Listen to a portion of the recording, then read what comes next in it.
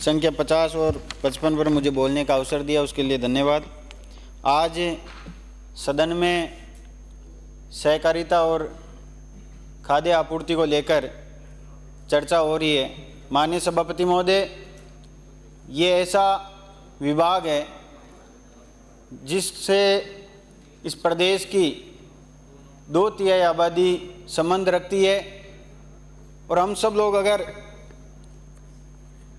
भारत की असली तस्वीर देखना चाहते हैं तो सहकारी समिति या राशन की दुकान पर जाकर हम लोग ये देख पाते हैं कि हमारा भारत है, हमारा राजस्थान कहाँ है। माननीय सभापति महोदय, समय समय पर सहकारिता के माध्यम से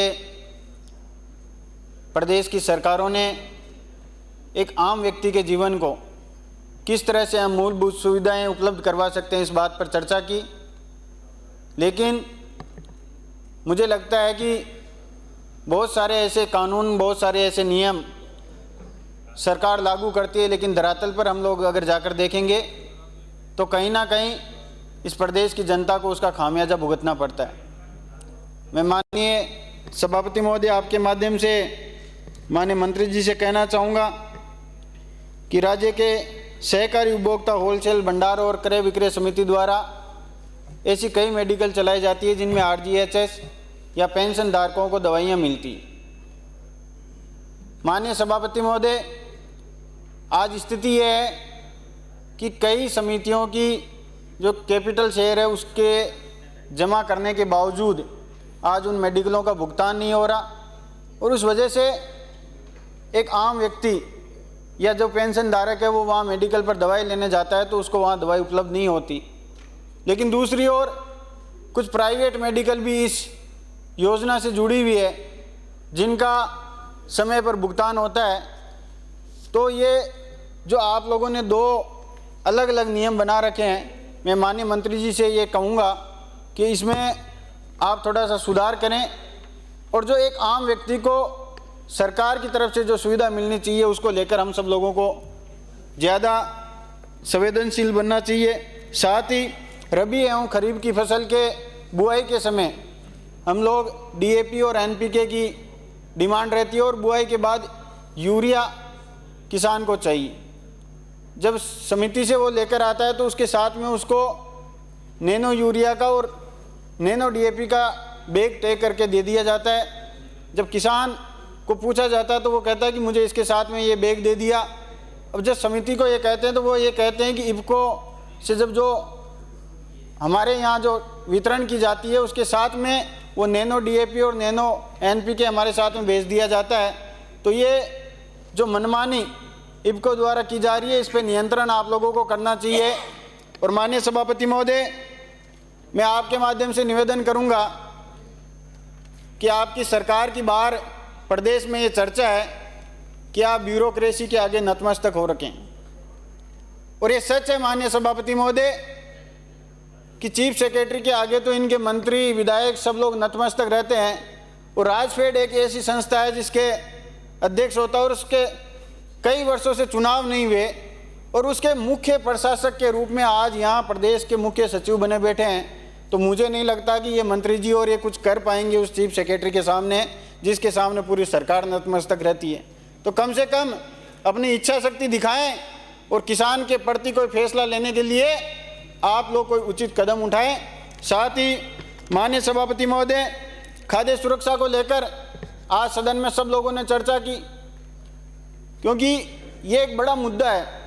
आज गांव में चाहे पक्ष हो चाहे विपक्ष के माननीय सदस्य जब हम लोग क्षेत्र में जाते हैं तो हम लोग सार्वजनिक जीवन में सब जगह हम लोगों को जाना पड़ता है, किसी के दुख में भी जाते हैं शरीक होने।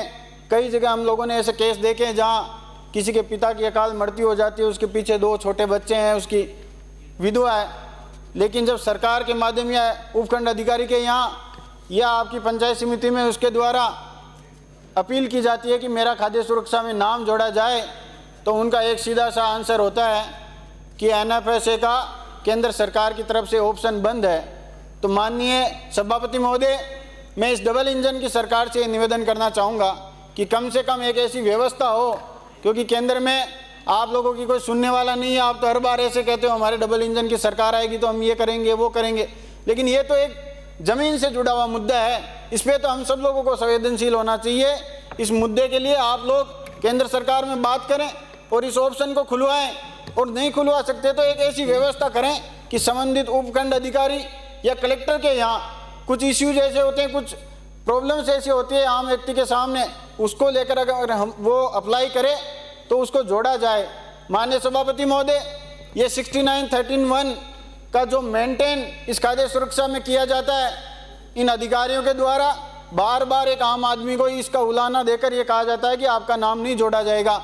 पिछले कई वर्षों में जो लोग अपात्र थे और इसमें जुड़े, आज वर्तमान में वो पात्र हो गए, तो उनको हटाने की प्रक्रिया शुरू की जाए ताकि वो 6931 का जो रेशियो आप लोग यहाँ बताते हो उसको कम से कम मेंटेन किया जाए। राशन डीलर का कमीशन, जब से आपकी सरकार बनी है तब से उनका कमीशन नहीं मिल रहा उन लोगों को। उनका भरण पोषण केवल उस कमीशन के भरोसे होता है, वो भी एक गरीब परिवार से होते हैं। गुजरात में आपकी सरकार है, वहाँ 30,000 रुपये प्रति माह दिया जाता है उनको। आप भी यहाँ लागू करो, आप अपनी इच्छा शक्ति दिखाओ, आपकी डबल इंजन की सरकार है। साथ ही जो पोस्ट मशीनों के नाम पे 2016 से करोड़ों रुपए की जो वसूली की गई, आज तक उसका कोई बिल नहीं दिया गया। मैं माननीय मंत्री जी से कहूँगा कि उसका विवरण सदन की मेज पर रखें ताकि हम सब लोगों को पता चले कि कितना करोड़ रुपए का आप लोगों ने उसमें वसूली की गई है। साथ ही जो हमारे भंडार से जो गेहूँ आता है राशन डीलर की दुकान पे और पोस्ट मशीन से उसको वितरण किया जाता है, कई बार ऐसा होता है कि भंडार से कम आता है, पोस्ट मशीन से जब वो तोल कर देता है तो वो किसान के या एक आम व्यक्ति तक कम पहुंचता है और उसका ठीकरा कई बार उस राशन डीलर पे फोड़ दिया जाता है। इसकी मॉनिटरिंग होनी चाहिए। मैं ये नहीं कहता राशन डीलर गड़बड़ नहीं करता, बहुत बार ऐसे भी होता है, कई केस में राशन डीलर भी गड़बड़ करते हैं, लेकिन आपकी कोई मॉनिटरिंग नहीं है। हर जगह अलग अलग आप लोगों ने व्यवस्थापक जो लगा रखे हैं, 3-3 समितियों का चार्ज दे रखा है आप लोगों ने। वो एक आम आदमी जब ऋण लेने जाता है या अन्य कोई सुविधा लेने जाता है तो उसको ये कह के भेज देता है कि आज मैं उस समिति पर नहीं हूँ, मैं दूसरी समिति पर गया हुआ हूँ। अब आप लोगों ने सहकार जो भर्ती बोर्ड है वो भी बना दिया, लेकिन आज तक कोई भी व्यवस्थापक की कोई भर्ती आप लोगों ने की नहीं है। तो मेरा आप लोगों से यही निवेदन है कि आप इस जनता के, इस प्रदेश की जनता के जो सबसे ज्यादा छोटू सिंह जी लोगों को जरूरत है, उस विभाग के आप मंत्री हो, तो मुझे लगता है कि हम सब लोगों को इसमें संवेदनशीलता दिखाते हुए हम माननीय सभापति जी उठाना चाहिए। बहुत बहुत धन्यवाद। मांग संख्या 50 सहकारिता और 55 है खाद्य नागरिक आपूर्ति उपभोक्ता मामला। दोनों ही मामले हमारे जीवन से जुड़े हुए हैं और सहकारिता और साहूकार ये दोनों की एक राशि है। साहूकारी रहेगी तो ही सहकारिता चलेगी, लेकिन किसानों की साहूकारी तो थी, फिर